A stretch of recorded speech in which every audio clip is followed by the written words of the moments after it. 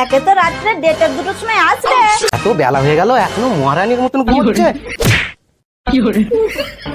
কি হলো টুসি, তুমি কি করে পড়ে গেলে? হ্যাঁ না গো, কে যেন মনে হচ্ছে আমাকে লাঠি মেরে ফেলে দিল। হ্যাঁ, সেটা কি হতে পারে? তুমি ঘুমের ঘরে মনে হয় ভুল দেখছো। কে তোমায় ঠেলে ফেলে দেবে? যাও, যে নাস্তা করো, আমি দোকানে যাব।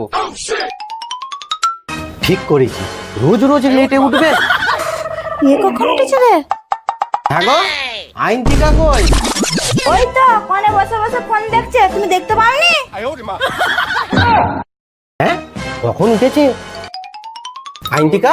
তুমি কিছু দেখোনি তো? এই না আইনটিকা, 50 টাকা। তোর মাকে কিছু বলবি না, তোর পায়ে ধরছি আমি। ঠিক আছে আমি বলবো না।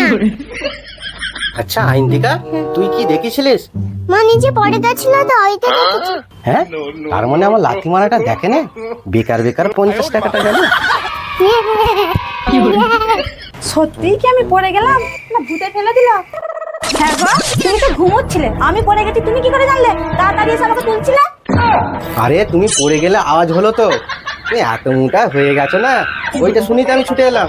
তাড়াতাড়ি নাস্তা করো, আমি দোকানে যাবো, মুখ হাতটা ধুয়ে আসি। সত্যি হবে হয়তো।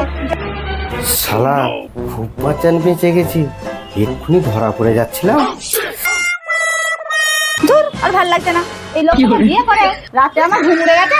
আগে তো রাতে আসবে, সকালে তুলে দিয়ে বলবে নাস্তা করো। কি ব্যাপার, তোমার এখনো হয় না?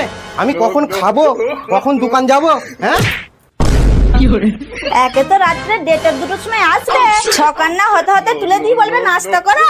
আমি কিছু করতে পারবো না, পারলে পরে খাই। মা কি হয়েছে? তোর বাবা পড়ে গেছে। ও ঠিক আছে, অত হাসতে হবে না, চ। যাই নিজেই করে খাই। শালা, আজ আমার কপালটাই খারাপ, সকাল থেকে